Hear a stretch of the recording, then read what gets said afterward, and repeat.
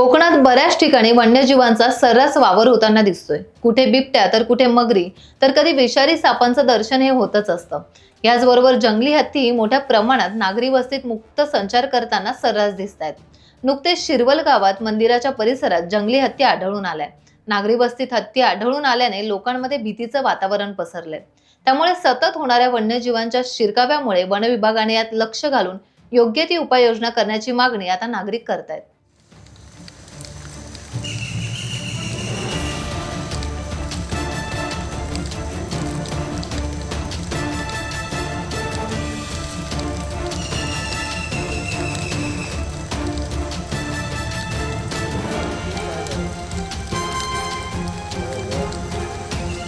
त्याची लेन पळालो